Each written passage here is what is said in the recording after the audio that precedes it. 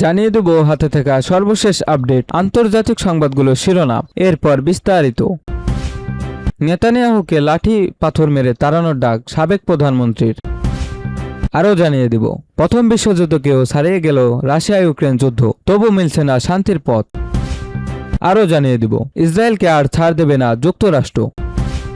সর্বশেষ জানিয়ে দিব, ইরানের পারমাণবিক অস্ত্র থাকলে ইসরায়েল 2 ঘন্টাও টিকতে পারত না ট্রাম্প।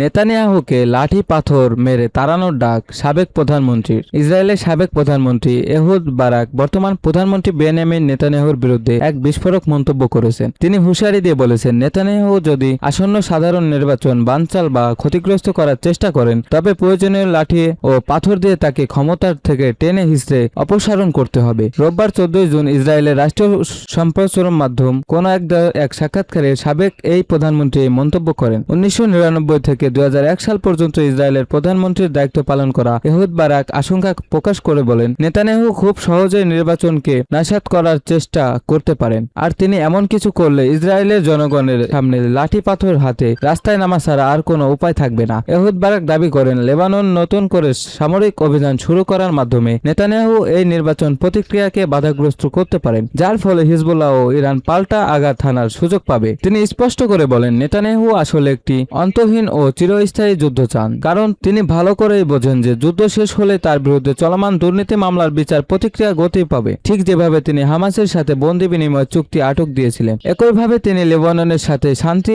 অগ্রগতির পথ রুদ্ধ করে রেখেছেন। উল্লেখ্য, 76 বছর বয়সী নেতানিয়াহু 2022 সালের ডিসেম্বর থেকে ইসরায়েলের ক্ষমতায় আছেন, যাকে দেশটির ইতিহাসে সবচেয়ে উগ্র ডানপন্থী সরকার বলা হয়। আগামী সেপ্টেম্বর বা অক্টোবরের মধ্যে ইসরায়েলের সাধারণ নির্বাচন অনুষ্ঠিত হওয়ার কথা রয়েছে। নেতানিয়াহু বর্তমান ইসরায়েলের আদালতে দুর্নীতির অভিযোগে বিচারাধীন রয়েছেন এবং গাজায় যুদ্ধাপরাধ ও মানবতার বিরুদ্ধে অপরাধের অভিযোগ 2024 সাল থেকে আন্তর্জাতিক অপরাধ আদালত আইসিসি তার বিরুদ্ধে গ্রেফতারি পরোয়ানা জারি করে রেখেছেন। সাক্ষাৎকারে এহুদ বারাক যুক্তরাষ্ট্র ও ইরানের মধ্যে চলমান সম্ভাব্য শান্তি চুক্তির ও তীব্র সমালোচনা করেন। এক শব্দে একটি খারাপ এবং দুটি শব্দে খুব খারাপ বলে অভিহিত করে তিনি বলেন, নেতানিয়াহুর অহংকার ও দূরদৃশ্যতার অভাবের কারণে আজ ইসরায়েলকে এই মূল চকাতে হচ্ছে। ইরানের বিরুদ্ধে যুদ্ধ শুরুর কোনো লক্ষ্যই ইসরায়েল অর্জন করতে পারেনি বলে তিনি মন্তব্য করেন। এহুদ বারাকের এমন মন্তব্য সামনে আসার পরে নেতানিয়াহু রাজনৈতিক মৃতদের মধ্যে তীব্র প্রতিক্রিয়া সৃষ্টি হয়েছে। নেতানিয়াহুর দল লিকুদ পার্টির আইন প্রণেতা এবং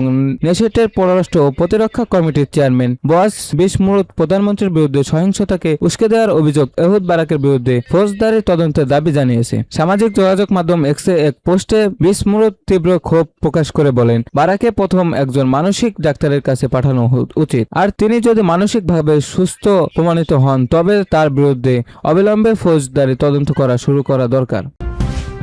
প্রথম বিশ্বযুদ্ধকেও ছাড়িয়ে গেল রাশিয়া ইউক্রেন যুদ্ধ, তবু মিলছে না শান্তির পথ। রাশিয়া ইউক্রেন যুদ্ধ এখন ইতিহাসের এক নতুন মাইল ফলকে পৌঁছেছে। 2022 সালের ফেব্রুয়ারিতে শুরু হওয়া এই সংঘাত ইতিমধ্যে 1559 দিনে গড়িয়ে যা প্রথম বিশ্বযুদ্ধের স্থায়িত্বকে ছাড়িয়ে গেছে। নিউ ইয়র্ক টাইমসের এক প্রতিবেদনে বলা হয়েছে, কয়েকদিনের মধ্যে কিয়েভ দখলে যে পরিকল্পনা নিয়ে রাশিয়া অভিযান শুরু করেছিল তা এখন দ্বিতীয় বিশ্বযুদ্ধের পর ইউরোপের সবচেয়ে দীর্ঘ ও রক্তক্ষয়ী যুদ্ধে পরিণত হয়েছে। প্রথম বিশ্বযুদ্ধ একাধিক শক্তি সরাসরি জড়িয়ে পড়লেও রাশিয়া ও ইউক্রেনের যুদ্ধ মূলত দুই দেশের সংঘাত হিসেবেই রয়ে গেছে। তবে ড্রোন নির্ভুল ক্ষেপণাস্ত্র এবং ইলেকট্রনিক যুদ্ধ ব্যবস্থার ব্যবহারে একটি আধুনিক সময়ের সবচেয়ে প্রযুক্তি নির্ভর যুদ্ধগুলোর একটি হয়ে উঠেছে। যুদ্ধ শুরুর সময় মস্কো দ্রুত বিজয়ের আশা করেছিল, কিন্তু ইউক্রেনের প্রতিরোধ এবং পশ্চিমা বিশ্বের সামরিক ও আর্থিক সহায়তায় সেই হিসাব বদলে দেয়। ন্যাটোর সদস্য না হওয়া এবং পারমাণবিক অস্ত্র না থাকা সত্ত্বেও ইউক্রেন এত দীর্ঘ সময় রাশিয়ার মতো শক্তিশালী প্রতিপক্ষের বিরুদ্ধে টিকে থাকবে তা অনেকের কাছেই ছিল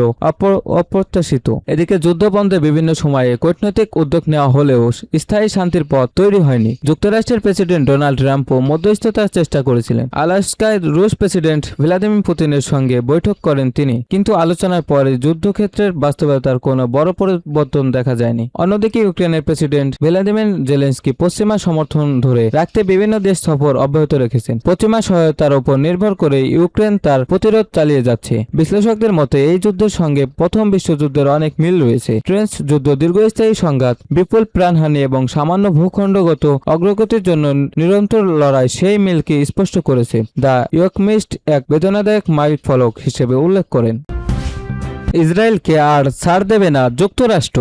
ইসরায়েলের প্রভাবশালী দৈনিক হ্যারেটস পত্রিকার প্রখ্যাত লেখক কলমিস্ট গিডন লেভি বলেছেন, যুক্তরাষ্ট্র, ইসরায়েল এবং ইরানের মধ্যকার বর্তমান পরিস্থিতি এখন অন্তত বিস্ফোরণ ও ঝুঁকিপূর্ণ অবস্থায় রয়েছে। কাতার ভিত্তিক সংবাদ মাধ্যম আল জাজিরাকে দেওয়া এক সাক্ষাৎকারে তিনি মন্তব্য করেন, চলমান এই ভূ রাজনৈতিক খেলায় শেষ পর্যন্ত ইসরায়েলেরই চরম পরাজয় ঘটেছে। গিডন লেভি উল্লেখ করেন, মার্কিন প্রেসিডেন্ট ডোনাল্ড ট্রাম্পের চেয়ে তার প্রশাসনের হোয়াইট হাউস, স্টেট ডিপার্টমেন্ট এবং রিপাবলিকান পার্টির ভেতরে এমন বহু প্রভাবশালী ব্যক্তি রয়েছেন যারা ইসরায়েলের নীতি ও ভূমিকার প্রতি ট্রাম্পের চেয়েও অনেক বেশি সমালোচনামূলক মনোভাব পোষণ করেন। তার মতে ইসরায়েলের প্রধানমন্ত্রী বেনিয়ামিন নেতানিয়াহু যদি এবার ডোনাল্ড ট্রাম্পের সাথে সম্পর্ক নষ্ট বা ক্ষতিগ্রস্ত করেন, তবে ইসরায়েল এমন এক নজিরবিহীন ও কঠিন চ্যালেঞ্জের মুখোমুখি হবে যা অতীতে তারা কখনোই দেখেনি। আর এই বৈরিতার মারাত্মক নেতিবাচক ফলাফল খুব অল্প সময়ের মধ্যেই স্পষ্ট হয়ে উঠবে। এই জ্যেষ্ঠ বিশ্লেষক আরো সতর্ক করে বলেন, সামগ্রিকভাবে মার্কিন যুক্তরাষ্ট্রের জন্য এবং ব্যক্তিগতভাবে প্রেসিডেন্ট ডোনাল্ড ট্রাম্পের কাছে ইসরায়েল এখন একটি বড় বাধা বা প্রতিবন্ধক হয়ে দাঁড়িয়েছে। তাই এখন থেকে ওয়াশিংটনের পক্ষ থেকে ইসরায়েলকে একটি